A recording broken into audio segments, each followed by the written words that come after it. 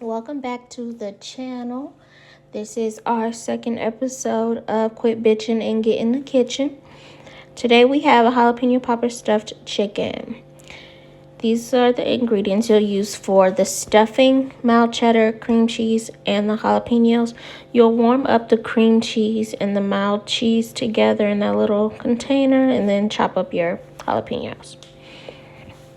Alright, so I seasoned a layer of plastic wrap and set my chicken breast on top of it so that the seasoning will be on the bottom. And then I went ahead and seasoned the top. I used seasoning salt, McCormick's Cajun seasoning, McCormick's garlic powder. What else did I use? Black pepper, cayenne pepper.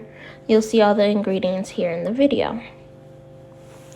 Then after you season the chicken, you want to go ahead and slice the chicken breast. You want to try not to slice the chicken breast to where there's a hole in it. So you got to be careful because it is very easy to puncture a hole into the chicken and then your stuffing will come out. All right, so there's the stuffing. So that's the cream cheese, mild cheddar, and jalapenos. And I added a red jalapeno to it because I wanted a little more spice this time.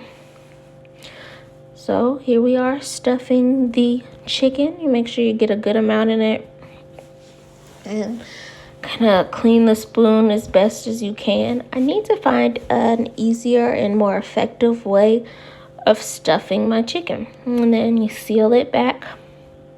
Voila. And you move on to your next chicken breast. For some reason, I can't remember now, but I wanted to tell you guys, I guess a certain part of the chicken breast, the top of the chicken breast where you cut, that makes it a little easier to not put a hole in it.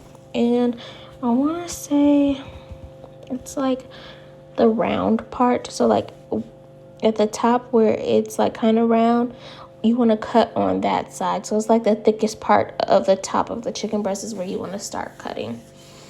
I'm sorry, I don't know what I'm talking about, but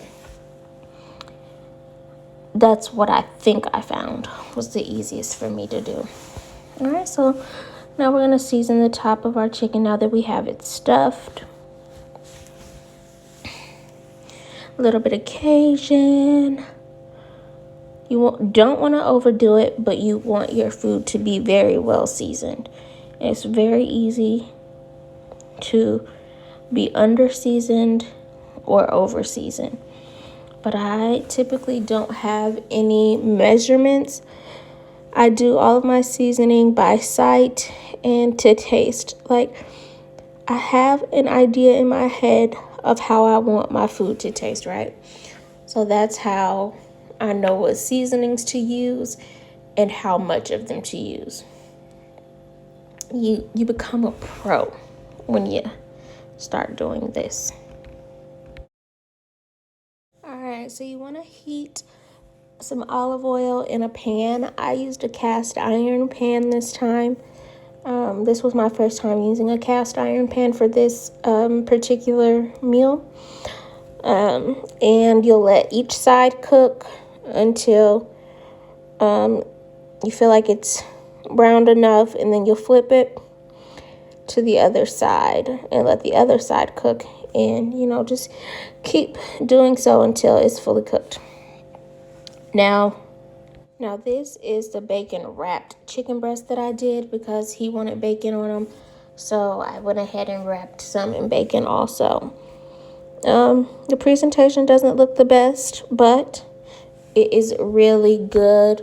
You get a great flavor when you wrap it in bacon. And last but not least, the regulars without the bacon. It was a really good meal. The chicken was nice and juicy. Everything was delicious. So stay tuned for the next video. Thank you for stopping by, guys.